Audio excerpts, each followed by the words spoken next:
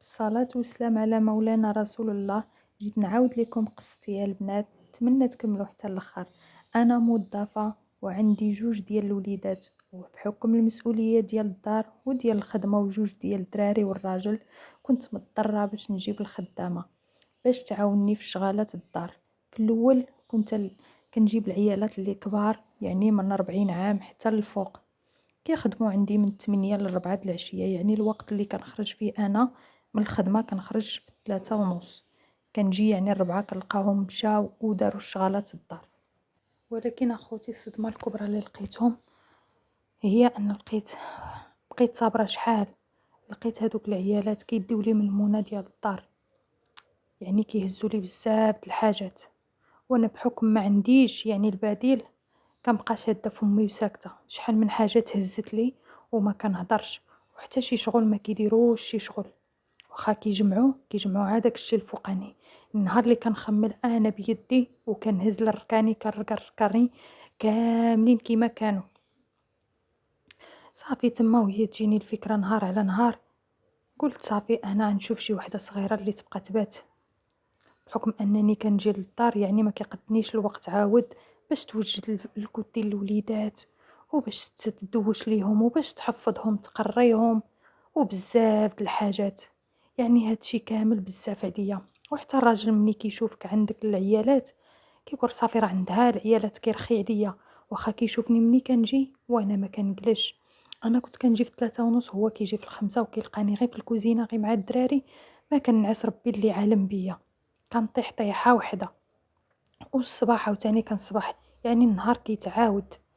المهم بقيت كنفكر مع راسي كيما قلت هو ما كيعاونيش.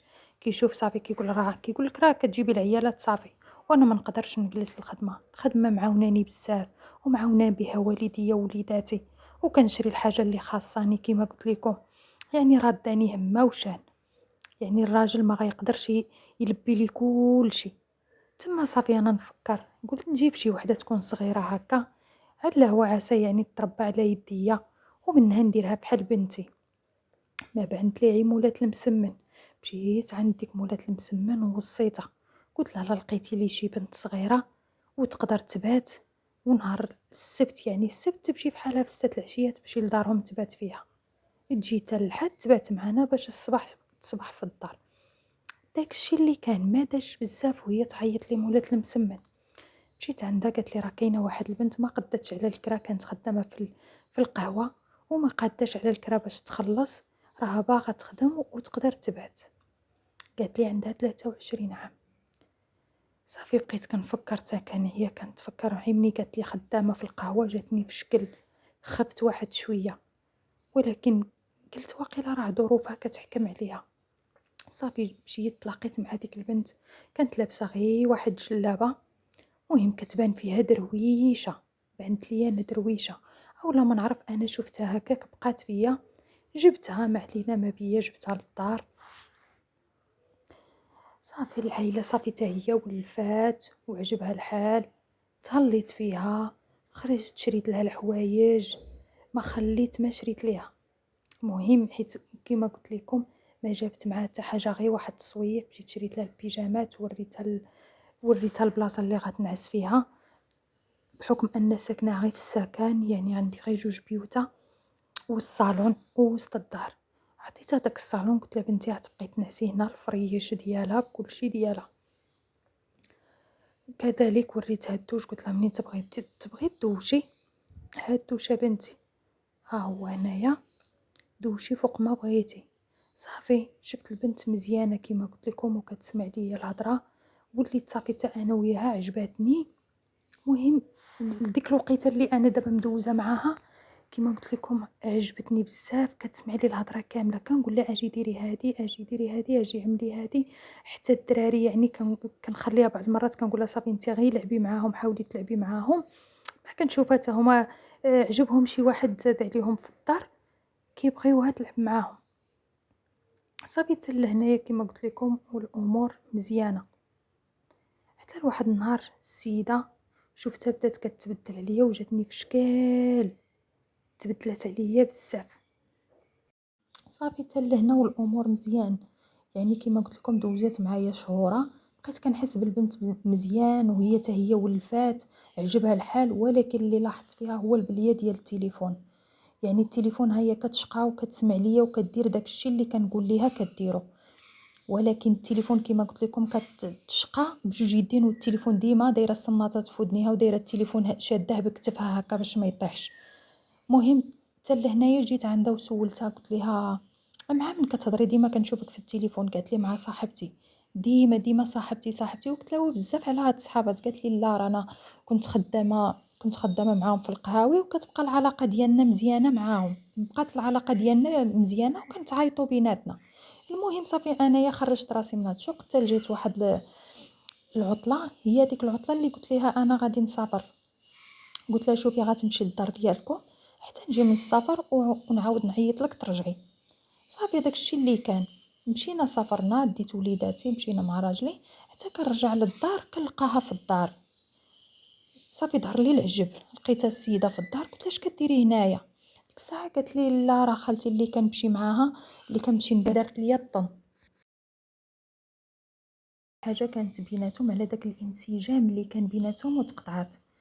صافي هنا وليت انا بالعاني كنقول ليها سيري سخريه، قول له يعاونك، قول له مثلا يمشي يجيب معك هادي، قول له يطلع معك هادي. ولات هي كتقول لي هي السيده ولات كتقول لي لا صافي خليه يبعد مني، انا نعمل هذيك الشيء لراسي، انا ندير داك الشيء لراسي، غنمشي بوحديتي، غنطلع بوحديتي. السيده كتقاتل.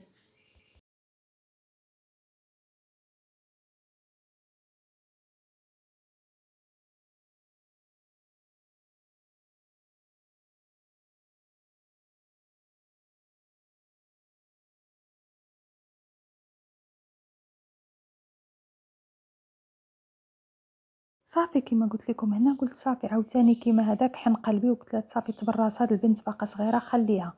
المهم ها هي كدير شغالاتها وهي داخله سوق راسها غير في الدار، وانا كنسخرها فين ما كنجي كنلقاها في الدار. صافي حتى لواحد النهار كنت خارجه انا وراجلي على الصباح. المهم كيما قال لك ديرها غير زوينه. خارجه هو يعيط ليا داك العساس، واخا داك العساس ما بغى يخرج لي من بالي، كنقول كيفاش وهكا كنت نسيت الامر. خارجه انا وراجلي في الصباح حتى كيعيط ليا العساس. قال لي اجي اختي نهضر معاك. صافي جيت انا وراجلي. السلام. قال لي عرفتي ديك الخدامه عندك؟ هي قلت له مالها؟ قال لي راه كيضل الخارج والداخل عندها في الدار. قلت له كيفاش؟ قال لي البنات داخلين خارجين داخلين خارجين. صافي انا ما قدرت نزيد معاه في شي تفاصيل ولا هضره، بحال اللي ضربني بطرشه. اسكت وبردتها في قلبي وصافي، وقلت خصني نشوف شنو الحل اللي غادي ندير. صافي كيما قلت لكم انا بقيت مصدومه بحال اللي ضربني ملي كان العساس متيقن. وهي قالت له البرهوشه، قالت له بان هادو راه عائلتي ومولات الدار بخباره. صافي رجعت انا بعد هذاك النهار ما مشيتش الخدمه، رجعت عندها وسولتها. قالت لي ما كيجي عندي حتى واحد. قلت لها واش كيجي عندك؟ قالت لي ما كيجي عندي حتى واحد. صافي شفت حيت انا وراجلي قلت له دابا اش غنديروا في هذا الشيء؟ قال لي الحل مع هاد البرهوشه هو نديروا الكاميرا، نشوفوا شوفي فين تخرجيها ولا هذاك، وانا غنجيب المعلم غيركبها. نديروا وحده في الباب، وغادي نديروا الاخرين يعني مخبعين ما خصهاش تشوفهم، يعني الكاميرات الصغار اللي ما كيبانوش، وغادي نعرفوا الحقيقه. وهنا كانت المفاجاه. صافي هنا كانت كما قلت لكم المفاجاه الكبرى اللي صدمتني. ما عليا ما بيا جالسه في الخدمه، حتى صيفط لي راجلي واحد الفيديو اللي كان صادم وانا كنشوف فيه. واحد شويه هو يصوني الصوني ديال الباب وانا جالسه كنشوف. دخلت صاحبتها ولا ما نعرف شكون هي، دخلت كنشوفها دخلت عندها للدار، جلست هي وياها في الصالون، شربوا واحد كويس القهوه هي وياها. شويه كنشوف عاوتاني الباب كيصوني. ناضت حلت كنشوف راجل دخل جلس معاهم واحد شويه كنشوف هذاك الراجل والبنت اللي دخلوا عندها، دخلوا لجهه الكولوار اللي فيه البيت النعاس ديالي وديال ولادي. بقاو قيمه ساعه عاد جاو عاد خرجوا من داك البيت. صافي جا كنشوف الراجل عطاها شي حاجه في يديها وخرجوا مع الباب. صافي بقينا، قال لي راجلي خصنا ما نشدوش غير فيديو واحد، خصنا سيمانه وحنا نشدو الفيديوهات. بقينا صابرين وندوز للدار وبحال اللي ما كاين والو، ونفس الحاجه كتعاود حتى لواحد النهار كنشوف عاوتاني. صافي كنشوف داك العساس دخل وتهجم عليها ودفعها حتى طاحت على راسها. صافي ودفع الباب وعاود خرج في حاله.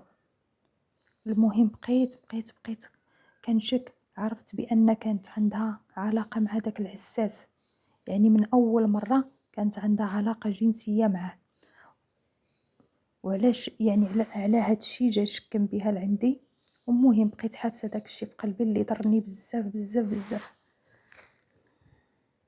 المهم ما هضرنا معاه ما والو، صافي دينا دوك التسجيلات، ديناهم للبوليس اللي كتر خيرهم، وداروا اللازم معاها ومع العساس.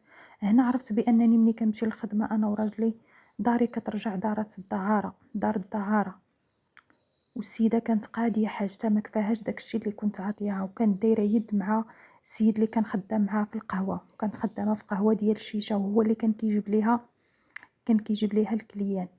المهم تفكيت منه، وهنا قررت انني عمري ما نثق في شي وحده ولا نجيب شي وحده لداري من غير الويكاند ونكون حاطه عيني عليها وقبالتها.